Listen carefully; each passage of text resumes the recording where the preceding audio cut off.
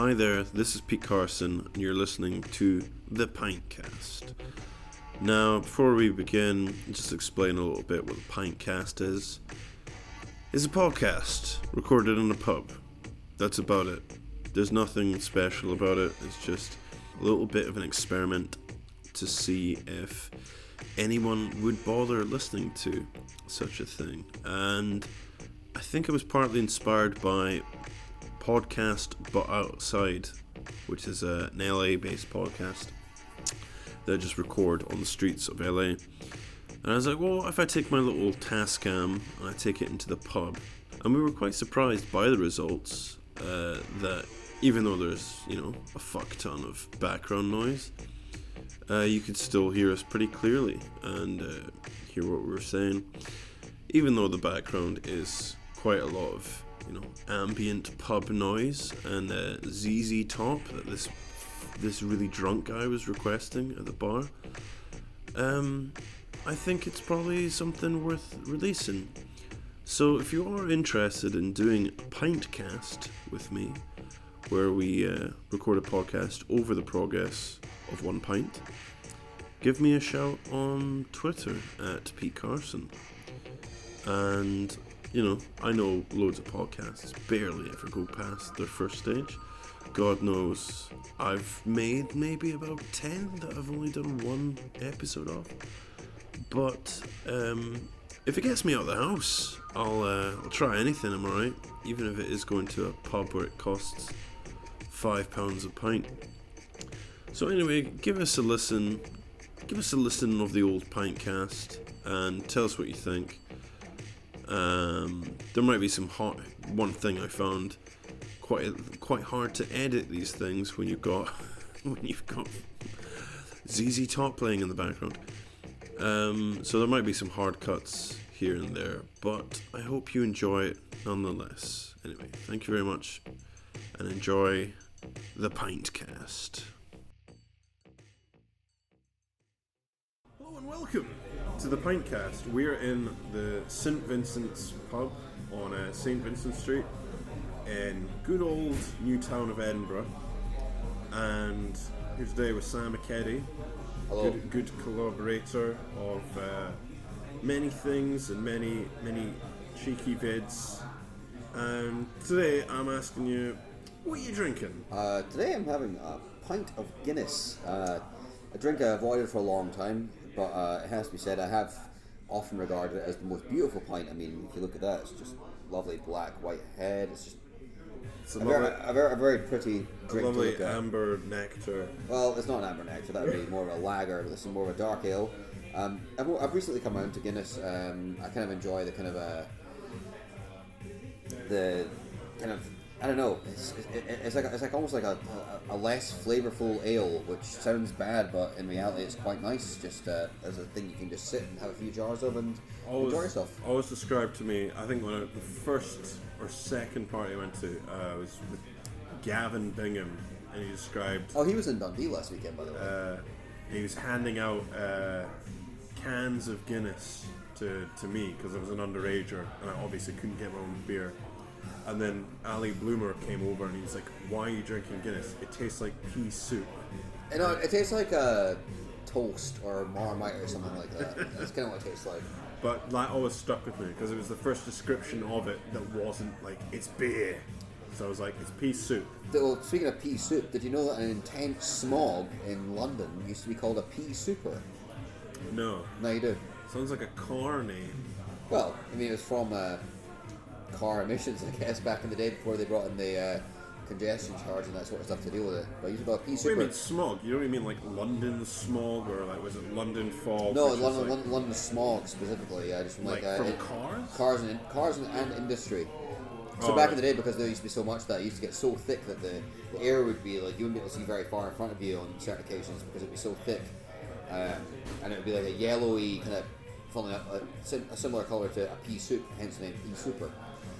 There's the character, what you call him, Price from. Have you ever seen Mad Men? I thought you were going to say Modern Warfare. But Modern Warfare. Yeah, Price. Price. Yeah. Right there, Price. We got two BBCs coming in the back and they're gonna give her a CIM. Rauch, you better be ready for this next mission. Yeah. You're gonna have to be doing a lot of khakis. I love that game so much. Mad Men. It was called Cooper Draper. Was it Waterman Price? Nah. Waterman Price? Where's Waterman Price? What The is original. that? That is something. The original name was Cooper. I can't even remember the white-haired guy called. But anyway, there's a character called Price, and he talks very sadly about London Fog. They take on London Fog as a client because they're like a anorak company, and he was like, there was never any fog in London. It was all from the smog of the factories. Yeah. And they're just like, shut up, nerd. This What? is money for us. I think like prior to like kind of industrialization, there used to be like fog on London. There probably still is to some degree because it's not an estuary, so there will be some degree of fog. But Yeah. to what degree I don't really know. But there used to be like a heavy smog there, and well, that's a really shit little fact that you know. So yeah. So the point of this podcast is to see if we can do a recording of us in a pump, which is quite a hectic, loud environment. Well, this one, So this is actually a pretty good choice. It's not so bad. debuting in my local, the St. Vincent, which is a lovely little place. So I didn't know that. Firth of Forth is an estuary. Yeah. And what's at the end of the Firth of Forth? The sea. No, Grangemouth. No, it goes past Grangemouth. Does it? I always imagine it ending there when they get to the... Well, no, because Grangemouth is prior to all the crossings. Well, it depends what end you're talking about then. What the fuck are you talking about? Like the Firth of Forth is the whole of the River Forth.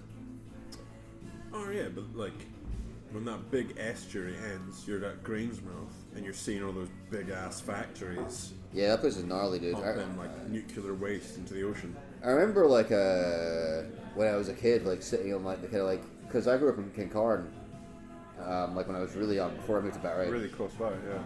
It's pretty close to Grangemouth, but so Kincarn has this like bridge, it's like a swing bridge, but at some point in World War II they built like anti-air defences around it, which are now gone, but the kind of like the pontoon type things they were sitting on are still there, like kind of weird like concrete bits that kind of jut out. Yeah. So we used to like go sit on those. People would go fishing on them and stuff like that. I think there was I don't know. People used to go fishing on them all the time. We used to go sit there and like look at Grangemouth at night, and like sometimes it would just look like fucking like you see in movies when it's like there's like war on the horizon and it's Yeah. like orange flashes over the horizon. Or it looks like fucking Terminator 2. Yeah, it was basically that. Yeah, well, up close and personal, Grangemouth really does look like either Terminator 2 or Chemical Plant Zone from Sonic 2. Yeah. I got a bus when we went camping last year. We went camping in Glen Orkney. Yeah, I remember that. And That was a good day. I was so cheap. I took the bus from Edinburgh to go to Stirling, which I'd never done before because usually just get the train. And the bus went through Bo'ness. And it's kind of nice. You see like the Firth of Forth and it looks pretty nice.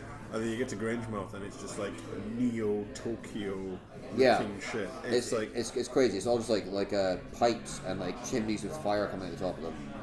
And That's like buildings made of like it's sheet metal. It's a pipe town. It looks like it's just made of like made of aluminium or something. Yeah. Well, yeah, it pretty much is. It's that giant like Ineos plant. It's mental. There's a similar one called Moss Moran, which is the one that's across the Forth from here, and occasionally it'll like light up the whole sky.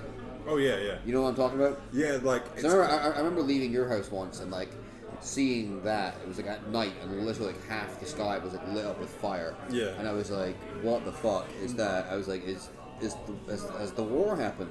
I used to think similar things. I think in Edinburgh they call it the flame. Yeah. And it just appears. It's a petroleum. Yeah, it's a petroleum like kind of like cracking plant called Moss Moran. Yeah. And it's like it's like a major like kind of political thing. I think with a lot of the kind of like Scottish parties. Like whenever I hear about it, it's like there's always like the SNP are like campaigning to get rid of it and stuff like that. Yeah. Because it's like I think I think it's one of these things where it's like, because like, when these things happen, these like flaring incidents, it's always completely unplanned. It's like something, I don't know, something's broken, or like they've got like too much like influx of like gas or whatever, and they have to like burn it off. So it's like completely unplanned whenever it happens. And like it's bad in Edinburgh, but like there are communities that are like immediately adjacent to it, and like it makes you like their windows shake and stuff like that from just like the roar of the flames and the pressure coming off it. It's crazy. Yeah, every time it happens. I mean, both flats I've lived in the past 5 years, been able to see the sky light up. I mean, You had a really good view in the last one. Oh God, I missed the view in the. The view in the flat now isn't too bad. But No, it's nice. You look into like a nice courtyard. Yeah, but the last one you could see the whole of the Firth of Forth. You could see all of Leith, all of everything. Yeah, I miss your old flat, man. Like the current one's not bad, but the last one was It's so bizarre bad. how you like forget about flats really quickly. I mean, like, you must remember stuff about Great Western Road. What do you mean? Like I must remember stuff about it. Like I've got very vivid memories. That was like the best place I've ever lived. I fucking loved living there See, because I decorated it so much.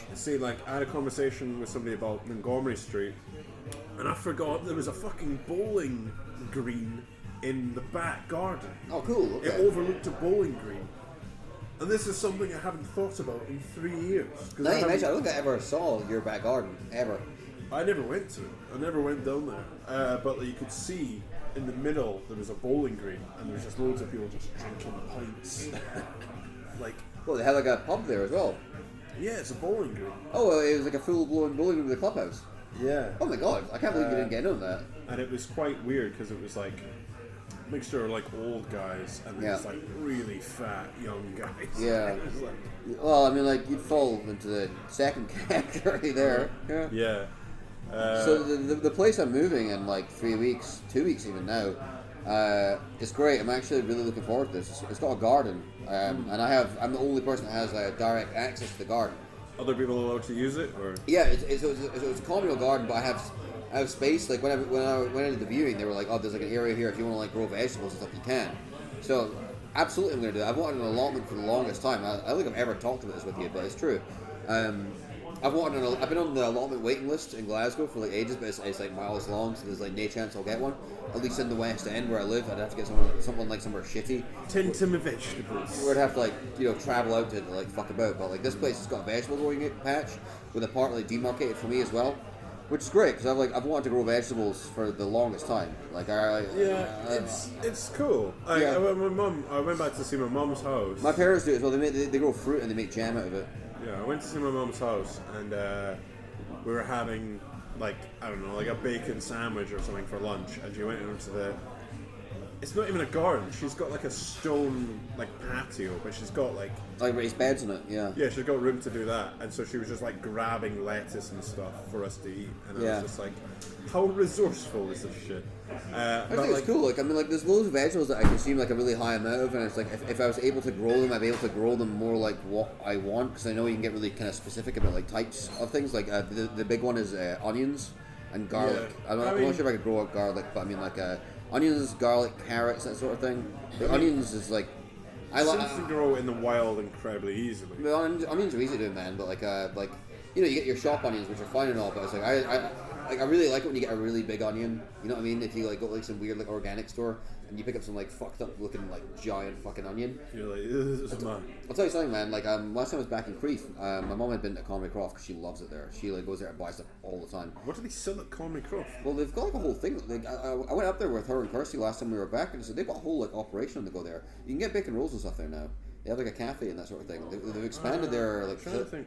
They expanded their facilities massively. Yeah. The cafe is really nice there, by the way. It's really good. Well, I used to work there, and I I got accused. Me too. Yeah. I got accused of sexual harassment by somebody who turned out to be a crazy person. Yeah. Well. And but it was just too much. I was like, I can't come back here Yeah. now that you all think of. Apparently, I was saying really obscene stuff to somebody, and all I'd done was like. Crashed her a fag. Yeah, damn, that's And, that's messed up. Did I tell you about like the bus ride back from Comrie that night? Which night? Oh yeah, you said you said you would tell me about it actually. Oh, I didn't. I didn't You mentioned right. like it was a I'll bit tell you, sorry. psycho. Oh yeah, so like remember we were at the pub and there was that guy with long hair with a dog and like a couple of his pals. I'm not sure if the guy in question was there at that point, but like on the bus back, me and Kirsty were just like sitting there trying to like mind our own business, just like bus ride back home, just kind of cuddling up and just like taking it easy, looking at the window, that sort of thing. And there was this guy who he looked like I don't know, he looked like really like, kind of bleary eyed, like kind of a bit fucked up looking, but he's with those dudes. And I started off and he was just like, I'm gonna roll a fucking joint. I'm gonna roll a big fucking like bag of joint. I've got this like blue cheese. I'm gonna smoke it. And then I was like, what a loser. And then like he started like bothering me, being like, do you smoke weed? Do you smoke weed? And I was like, no. And he was like, I respect that. I respect folks who don't smoke weed. And I was like, Yeah. whatever, man. Like, cool. Like, don't fucking speak to me. I don't want to talk to you. And then like that conversation somehow transferred into like him having another conversation with some dude called Elliot, and he was like, Elliot, he's fucking dead. I'm gonna fucking kill his maw. I'm gonna fucking cut him up. I'm gonna shag his girlfriend. I'm gonna kill his maw. He kept saying like, I'm gonna kill his maw, and it was like him like going on about how like this kid Elliot's like a fucking like dead man, like to some degree or another. That was like he just kept going on about it, and I was like smirking to Kirsty at this point about this, and then that transition to him like basically saying to his friends like none of you guys would ever challenge me, because if you did I'd fucking kill you. And I was like, man, what an absolute cunt. Like, to be like clear here, like this is like the exact like type of person that I like when I get into work on Friday, I go do like a scour of the back garden, and like I'll see people like this from the get go, and I'll just like drag them out and be like, alright, just go away. Like the back garden of what? Waka. Oh, okay. Okay, and then I'll go in and I'll like snoop around from just like loser bams like this who are just like fucking weird little psychos and be like, alright, get out. Yeah, I don't care if you're a loser, but if you're a psycho, yeah, just like assholes. Throw them out. Anyway, this guy said to his friends like, oh, none of you would dare like say anything to me, because if you did I'd fucking kill you. And then he said the same thing to me. He was like, and you wouldn't fucking say anything to me, because if you did I'd fucking kill you. And I was like, alright, well, I gotta kind of stand my ground here a little bit, because I can't just have this guy being like, I'm gonna fucking kill you on the bus. It's like, what the fuck, man, you fucking loser. So I said to him, I can't remember exactly, I was kind of drunk from that night, so I can't remember exactly what was said, but I said something to the effect of like, how about you just like sit down and shut the fuck up type of thing. And he took really poorly to that, and basically I stood up at that point and went over to him and was like, I can't remember exactly what was said, but it was something to the effect of, maybe you should have some fucking respect in your shop. Me and my girlfriend are trying to just go home, like leave me the fuck alone. And at that point, his like attitude transitioned to basically like, why is everybody picking on me type of thing. Yeah. And I sat back down and he was just saying to his friends, he was like, I'm just out trying to have a good night, and like everyone's giving me fucking grief type of thing. And I was like, okay, right, cool. Yeah, you're on a fucking bus. You're on a fucking bus. Just like leave, just leave me alone, man. And then he got off the bus and he was like, if I see you again, you're fucking dead. And I was like, I'd like to see you try it, wee man. He was like, what was that? And I like stood up and I was like, oh, come on then, like what are you gonna do? Fucking nothing. And then he was like, oh, right, okay, yeah, fuck you, and then like walked off. And he like got off the bus and like gave me like 2 middle fingers. And I did the thing I always do, like I hate doing this, but I like it. So when I'm working the door, if someone like does that whole like walking off, like, yeah, fuck you type of thing, what you do is you just kind of like go bye bye like that, just like give them a little wave, and that'll really rile them up. And they'll do what they'll more than often they'll walk off and just be like humiliated in front of their friends, because it's like. Yeah. You know, I was giving it the big man stuff in the bands where it's just like, all right, bye, you're not working my time. Like little clenched hand. Like, just a little wave, bye, that kind of thing. And that usually makes them look like a dick in front of their friends. Occasionally they will just be like, all right, well, I've got to prove it now. And then they'll go for you, and then they'll just get hammered because it's like you're an actual lane. There's fucking 10 bouncers around you. If you do anything aggressive, you're going to get the fucking shit kicked out of you. Anyway, I did that to that guy, and he was like, I said the boss, and then I turned to Kirsty, and I was like, what a fucking loser. Whatever, forget about it, let's just go home. And then the bus like pulled up in the square in Crieff, and this guy like bolted back on, and I was like, the only reason this guy can be doing this is he's decided he's going to throw down. So I got out of my seat, and like I had my phone in my hand, and I dropped it, and I was like, right. I was like, I'm gonna have to do something here, right? And he ran like right up to me, and I was like, is this guy gonna like, usually if that happened, they're gonna like smack you straight away. And he ran like right up to me, and like had his hands like still like by his side, and I was like, and he was like, I lost my phone, do you have it? And I was like, I was like, no. And I was like, oh my god, thank God. And I sat back down, Because I thought it was gonna like conflict situation in front of my girlfriend. The first weekend my girlfriend meets my fucking parents, some like asshole's gonna like fucking throw down with me on a fucking shitty bus. And by the way, it's like when I say some asshole, we're talking like some like skinny 16-year-old fucking kid. It's like if I beat this guy up, it looks so bad. Some people are I was just like, oh my god, thank God. I was like, no, I don't have your phone. And he like rifled around for a little bit, and then like spoke to the bus driver. The bus driver was like, oh, you can like call the depot if we find it, we'll give it to you. And I was like, that shit always happens though. Like, yeah, it it's sucks, like, man. There's like people who are like either like bullied or like they feel mistreated or whatever, and then they become like fake hard men. I very much got the impression off him, man. It was like he really did remind me of like people that I went to high school with. It's like he was like. Yeah. The more I looked at this guy, it was like he had a full grey tracksuit on that was dirty, like as if he'd been like not washed in a while, and his face was all kind of like really like kind of pallid and bleary. It's like someone like that you can take stock of that and be like you've probably not had the best like your circumstances at home probably aren't great.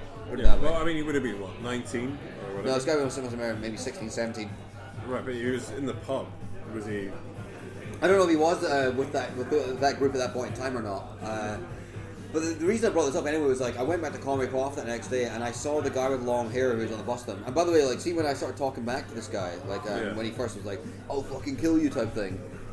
He's like, "If you say anything, I can fucking kill you." I turned around, I was like, "What did you say?" It turns like, "No, just leave it, man. Leave it, man." To me. And I was like, "Who said that?" His little friends. They were they're like, "Just leave it, man. Just leave it."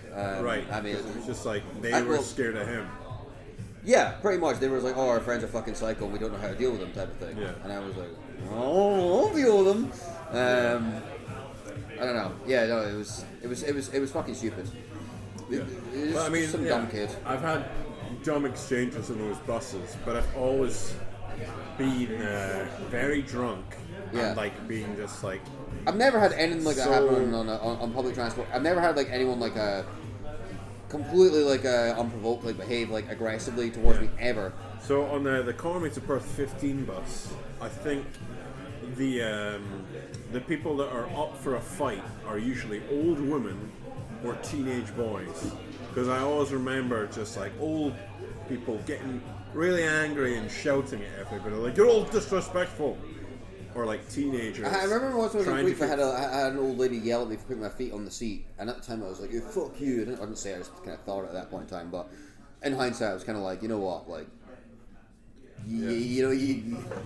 you're a person with principles, that's all I can say. It's more than I can say for myself. I remember getting the bus back from Perth. We were like a group of kids, and I think I was sitting with like Jack McDougall and he's a cool guy. I like that guy. Maybe you and somebody else and like a couple of the Creef people.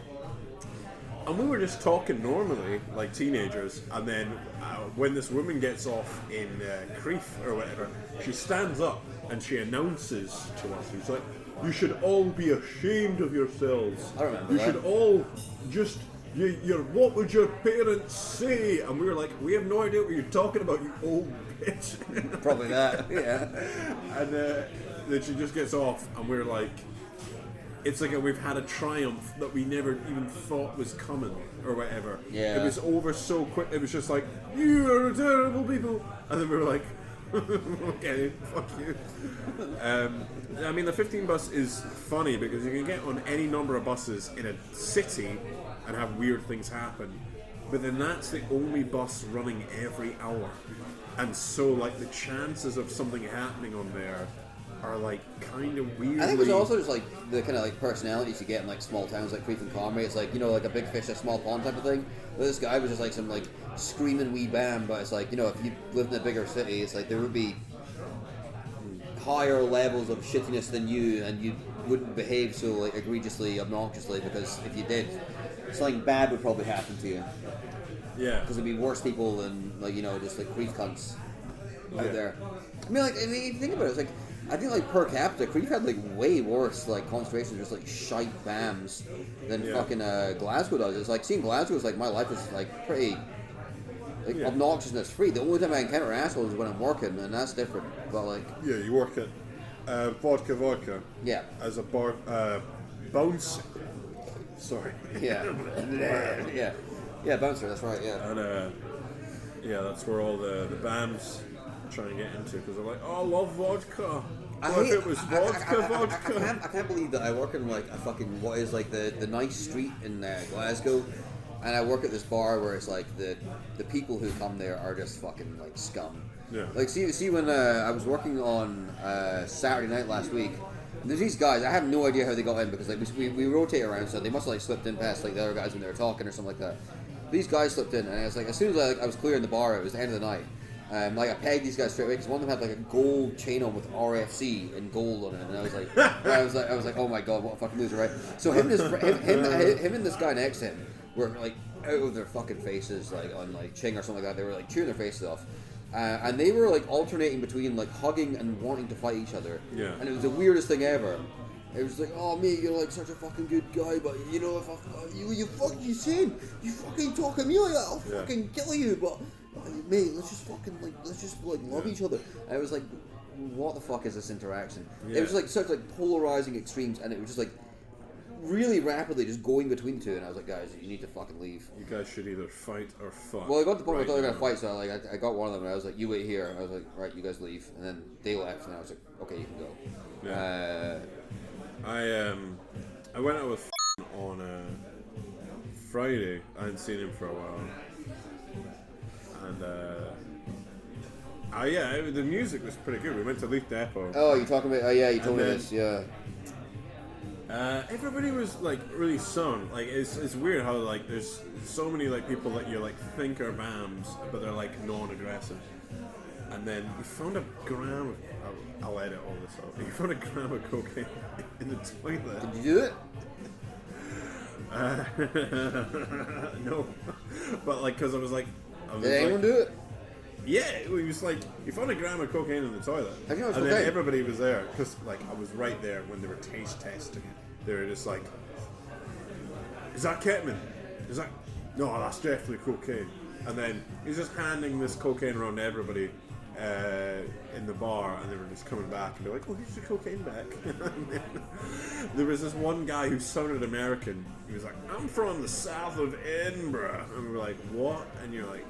He was like, you know, I get a bad rap for sounding American. I get that I get that really badly. I see why, but I mean, like, you know. It's something I want to explore a bit more because my accent was always malleable because I hated Scottish accents. I hated how people sounded when I was a kid. I was like, that's dumb. Why do people sound like that? But mine was from going to the fucking like the international school in Bahrain. That's like where mine came from, and it just never left because I don't know. Like the thing about accents is like. I have like degrees of difference with this. And this is the weird thing, and I've like noticed, and Kirsty's like told me up on this before. It's like, see when I'm like at work at the council, I use like loads of Glaswegian inflections, and I speak differently than I do when I'm just like loose because it's like the council's like an intensely Glaswegian place. Some people are just incredibly malleable, like well. Oh, she sucks, dude.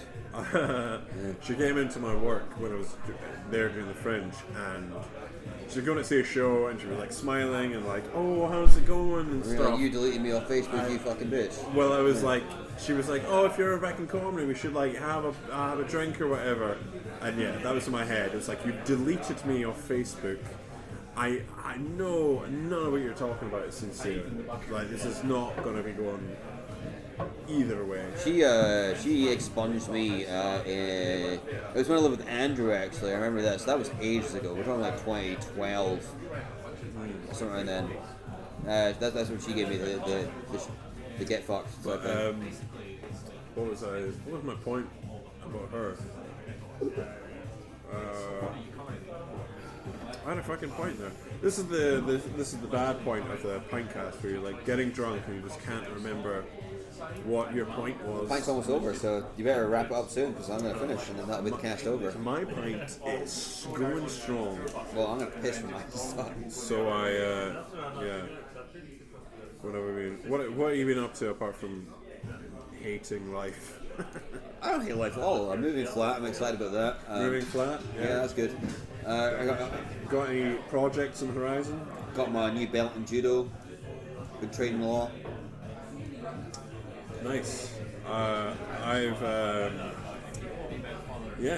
have no idea what I'm doing. What am I going to... I don't know. My objective is when I move into a new place to work on music more. I want to make more music in the house because I have a better setup for that. Yeah, I want to try and finish because I have to reboot my laptop, but I've We got should, to we should make some tunes later when we get it. I've got like no, it's so much arsing around with this computer. I'll have to try and just make all these songs into something, and then be able to reboot my computer so I can start fresh because there's so much trouble. You should maybe consider getting like a better machine. Yes. Well, I use Nanny's computer to do editing. Well, even then, you should maybe like soup it up a little, or get some like new cards for it or something like that to make it a bit better. Some new chords. New cards. Yeah. Only thing I've been doing recently is comedy, and that's really hit and miss. Like, there was a guy telling me, it's like, you're ready to do the bigger gigs and stuff. And then I'm like, half of my gigs, I'm getting booed off the stage. You're actually really funny though, man. I mean, like, don't downplay it. It's like I've seen like from some of the stuff I've seen you do has been like genuinely hilarious. Trying new stuff though is so bad. I know. I tried a new story. Did I ever told you? It's a story that involves you. Slightly at the end. I was inhaling lots of stuff at a party once. Like blue. No, I like the word inhaling because it's like you could be inhaling anything. Whoa, Inhaling tobacco. Where are you? Were you smoking weed or? Inhaling tobacco, inhaling pints. Right. And then I got on a bus that was going towards my house at 5 in the morning. Yeah. And then I fell asleep. Yeah. And I woke up in Balerno, in the west side of the city. And a bus driver comes up the stairs and she's like, "This is the last stop. It's the terminus." And I say, "I'll get off when I get off, alright? I'll get off when I get off." And she like timidly runs down the stairs. And then I wake up a little bit and I realise where I am. I'm like, "Oh, I'm so sorry. I can't believe I did that. I can't believe I was so mean to this bus driver." And then I realise when the buses go back into the town, I've already been to Musselburgh. I've never been to Musselburgh awake, but the bus has already been to Musselburgh, and I've already come back to Balerno asleep. Yeah. So I've been on this bus for 3 hours sleeping, and that was the first time they tried to kick me off. So by the time I get to my house, it's the third time the bus has gone by my house. And so I get into the house, and Nadia is like awake, and she's just like, "Where have you been? What the fuck have you been doing?" And I'm like, "I fell asleep on a bus for 3 hours." And she said, "I don't care. We're going to a kid's birthday party right now." And it was like 8 in the morning, and I was like, "I don't know any kids. I'm not going to any fucking kid's birthday party." And she was like, "I just started a job as a face painter, and you said you would help me set up the table and stuff." And I was like, "Oh fuck." So I get on another bus to Stockbridge. It's really close to here, actually. Yeah. And meet the parents of this little girl who's dressed like Elsa from Frozen. She's like, and I had the worst hangover. Then this party goes on, and it's just a nightmare. Like, I'm constantly being sick in the toilets at this community centre. And then I go out into the street, and I think I'll call you on the phone because you're coming through that day with Rose to go drinking, and I'm just like, Was this when we were up in Rose Street? I cannot remember. I was living in Montgomery Street at the time. I can't remember the last time me and Rose went drinking in Edinburgh. It must have been quite a while ago. No, it was Christmas. The last time we did was Christmas. Oh, this happened like 3 years ago. Right, okay. But yeah, talking to you like on a Saturday morning, and you're like, "What the fuck is wrong with you?" And I'm just like, "Oh, I'm missing the bus." I don't remember any of this. And I go back into the community centre, and the little girl who's dressed like Elsa from Frozen, she fucking like drop kicks Nadia's like makeup table. Yes. And all like the paint and all the water falls on the ground, and the little girl stands there and looks at this chaos, and she just starts laughing. She's like, and like we're just like frantically trying not to stain the wood Fix it. with this paint. Well, that's a point, and that's a night. Well, I'm gonna finish my pint. I need to piss badly. I'll be right back. Did you install the Vaporwave keyboard on your phone? Sorry? Did you install the Vaporwave keyboard on your phone? Well, it's a website called smalltext.io. And you put in whatever text, and then you can choose from like a bunch of different. Chapo Trap House interviewed Bernie. Oh, that's pretty good. Yeah, I'm into that. Considering they're all about. I don't know. I haven't listened to Chapo for so long. They interviewed about the Joker movie legalizing MDMA and whether money is just like fake if you think about it. I think they should be able to legalize MDMA. I want to get fucked up at Coachella. Virgil Texas posted it after. I'm sorry I vaped so much in front of Bernie it caused his heart to explode. You see the thing about MDMA, sir? Alright, well. They don't have any good molly back in festivals. Should we go to the shop and pick up some beers and go to your house and get drunk? I haven't done that for a while, where you just sit and have pints. Well, we'll do it for a bit and then go out again, but if we're looking to save money, we should go do that. Yeah, from what people seem to forget and then remind me immediately is that I have no job and that I'm unemployed. You all seem to like have money for drinks though and stuff. You seem alright. No, not really. I'm massively in debt, and it's coming to the point where it's becoming quite sad. Last night, well, I did I had like 3 bits in succession about how I got fired from a job, tried to get a new job, and now I'm on the dole. And then for the rest of the night, Dolomites. all the comedians were like, so I have a job. I'm sure everybody in here has a job, except Pete, he's not got a job. And everybody would be like, hey! And I'd be like, yeah, I'm fucked. Yeah, and then, that's great. Even drinking afterwards with the comedians, they were like, so what, you gonna stay out? Oh no, have you got work tomorrow? Hey! And I'd be like, such cunts. Great. I'm just like, yeah. Let's go have some fucking beers and go hang out at the house. Well, thank you for listening to the first edition of the PINTCAST. No one will listen to it. It's going to stay on the back burner for a while. But the Vince is starting to liven up. So yeah, I know, it's picking up in here. It's not a cool pub, not like a weird dreary hangout. Yeah, I preferred it when it was a dark pub. Yeah, me too. Where it becomes dark at 4 p.m.